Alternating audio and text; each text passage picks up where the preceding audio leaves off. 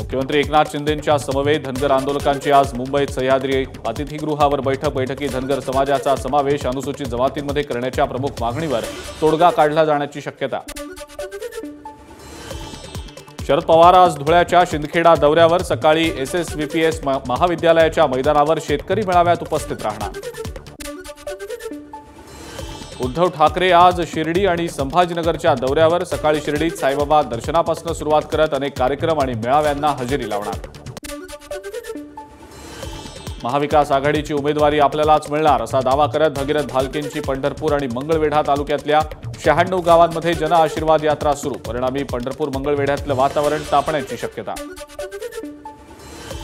बार्शीचे आमदार राजेंद्र राऊतांचं 3 दिवसांपासून ठिय्या आंदोलन। मराठा समाजाला ओबीसीतनं आरक्षण मिळावं अशी मागणी। यापूर्वीच विशेष अधिवेशन बोलावून 10% आरक्षण दिलंय।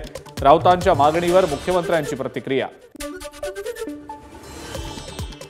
मुख्यमंत्र्यांच्या शिवसैनिक मेळाव्यात तानाजी सावंत अनुपस्थित। या अनुपस्थितीमुळे शिवसेनेत 2 गट तर पडले नाहीत ना, चर्चांना उधाण। राजकीय नेत्यांच्या भेटी घेतल्याची बातमी तथ्यहीन। डॉक्टर ज्योती मेटेंचं वक्तव्य तर शिवसंग्राम पदाधिकाऱ्यांच्या बैठका आणि गणेश मंडळांच्या भेटी सुरू असल्यानं आपण मुंबईत असल्याचं मेटेंचं स्पष्टीकरण। महायुतीसारखी आमच्यात भांडणं नाहीत, रोहित पवारांचा दावा। महाविकास आघाडीत मोठे नेते एकत्र येऊन जागा वाटपाचा फॉर्म्युला ठरवणार। शिवशाहू आणि आंबेडकरांचा विचार जपण्याच्या हेतून चर्चा, रोहित पवारांचं स्पष्टीकरण। खडसेंचं मानसिक संतुलन बिघडलंय, मंत्री गिरीश महाजनांची प्रतिक्रिया।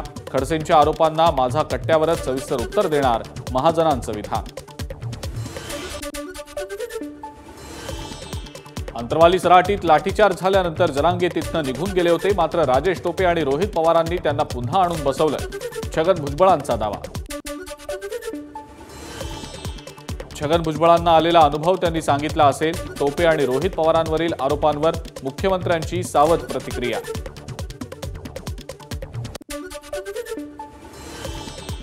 छगन भुजबळ ज्यांच्या सांगण्यांवरनं आरोप करतायत त्यांच्याच हातात गृहमंत्रालय, त्यामुळे त्यांना सांगून माझ्यावरील आपण केलेले आरोप सिद्ध करून कायदेशीर कारवाई करायला सांगा, रोहित पवारांचं आव्हान। भुजबळ चमत्कारिक बाबा, त्यांना सगळं कळतं। फडणवीसांचं सरकार आहे, त्यांना सांगून चौकशी करा। मनोज जरांगेंचं भुजबळांच्या आरोपांवर प्रत्युत्तर। निवडणूक आयोगाच्या EVM रथाला अजित पवारांनी दाखवला झेंडा। जिल्हाधिकाऱ्यांची तहसीलदारांना नोटीस। जिल्हाधिकाऱ्यांनी खेड तहसीलदारांकडून मागवला खुलासा। आयोगानं दोषींवर कारवाई करावी, उपमुख्यमंत्री आहेत म्हणून कारवाई करत नाही का? EVM रथाला अजित पवारांनी झेंडा दाखवल्याच्या प्रकरणावरनं खासदार संजय राऊतांची प्रतिक्रिया।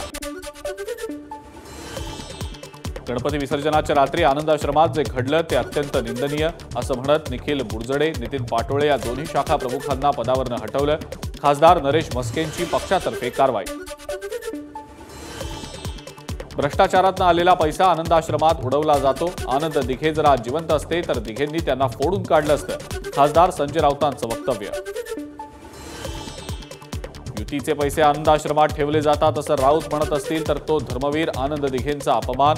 राऊतांनी कायमच दिघेंचा तिरस्कार केला, खासदार नरेश मस्केंची टीका। 1985 पासून 95 पर्यंत साहेबांसाठी पत्र मीच लिहायचो। जुन्या आठवणींना उजाळा देत आनंद आश्रमात झालेल्या निंदनीय कृत्यामुळे आनंद दिघेंचे सहकारी नंदकुमार गोरुलेंनी मुख्यमंत्र्यांवर व्यक्त केला रोष। आनंद आश्रमातील घडलेल्या निंदनीय कृत्यामुळे राजन विचारे मुख्यमंत्र्यांवर भडकले। शहराला काळीमा लावणारी ही घटना असं म्हणत व्यक्त केला रोष। परांड्यातल्या सभेला फडणवीस आणि अजित पवार अनुपस्थित। फडणवीस नड्डांच्या बैठकीत तर अजितदादा दुसऱ्याच कार्यक्रमात। अनुपस्थितीचं कारण पत्रकार विचारणार या अपेक्षेनं मुख्यमंत्र्यांनी व्यासपीठावरूनच दिलं उत्तर। शिवसेना आणि राष्ट्रवादीला सोबत घेऊनच निवडणूक लढा, JP नड्डांच्या बैठकीमध्ये सूचना। भाजपच्या नेत्यांनी मोठ्या भावाची भूमिका घेत दोन्ही पक्षांना सांभाळून घेण्याचाही सल्ला। दिल्लीतल्या बैठकीमध्ये धानोरकर यांच्या विषयावर चर्चा झाली नाही, तो प्रकार गैरसमजातून निर्माण झाला होता, त्यावर आम्ही आता पडदा टाकलाय, विजय वडेट्टीवारांची प्रतिक्रिया।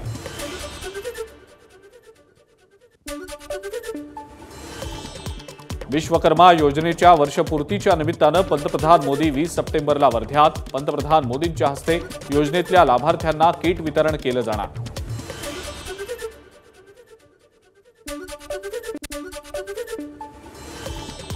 आमच्या जागा वाटपावर कुठलीही ब्रेकिंग मिळणार नाही. अत्यंत सन्मानपूर्वक तीनही पक्षांचं आणि मित्र पक्षांचं जागा वाटप होणार. मंत्री उदय सामंतांचं वक्तव्य. धाराशिवमध्ये मराठा आंदोलकांची मुख्यमंत्र्यांसमोर घोषणाबाजी.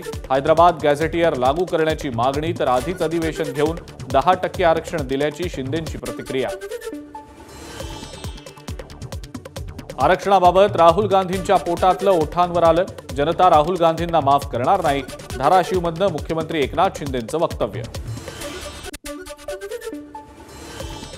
काँग्रेस कधीही आरक्षणाच्या बाजूने नव्हती, आताही नाही आणि भविष्यातही राहणार नाही. राहुल गांधींच्या वक्तव्यावर मंत्री उदय सामंतांचा पलटवार.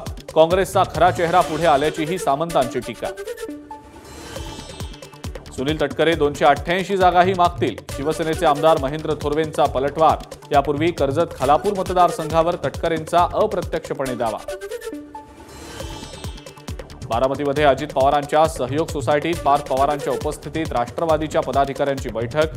विधानसभेच्या पार्श्वभूमीवर योजनांच्या अंमलबजावणीबाबत घेतला आढावा.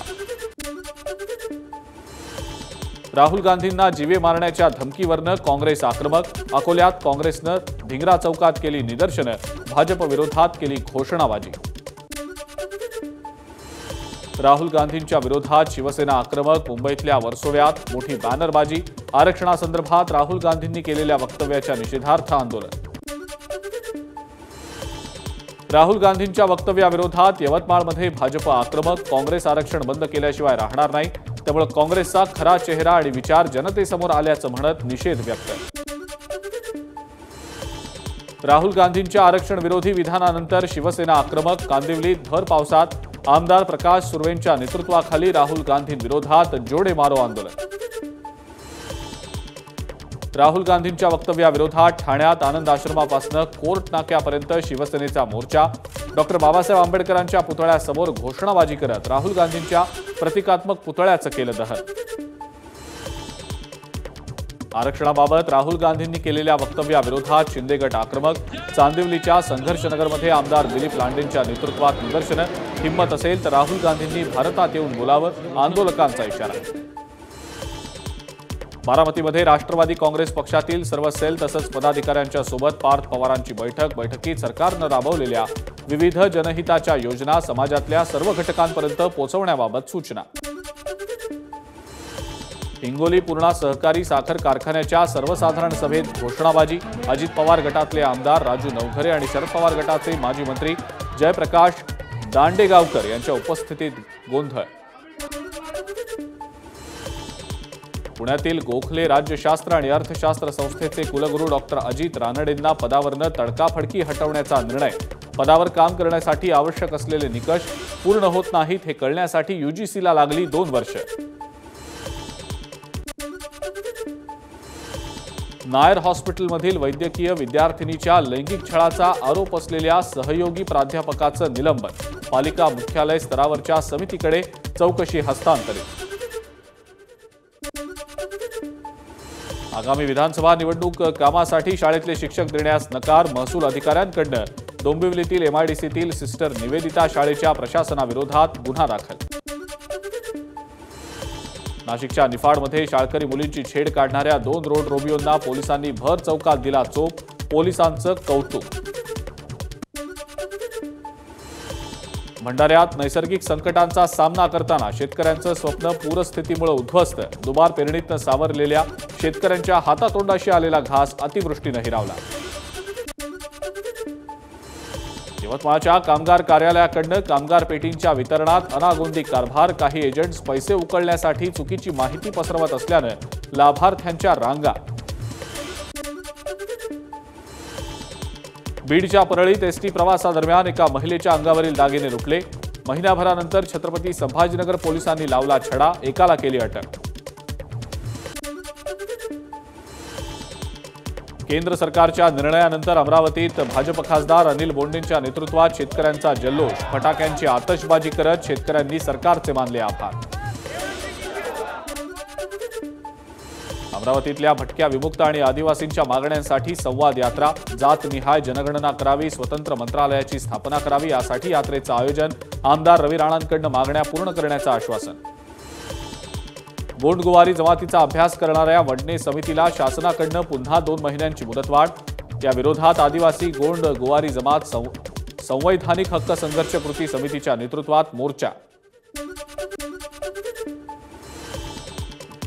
अकोल्यात भर रस्त्यात 2 वळूंमध्ये झुंज सोडवण्याचा प्रयत्न करणाऱ्या नागरिकांपैकी एकाला दुखापत तर दुचाकीचं किरकोळ नुकसान.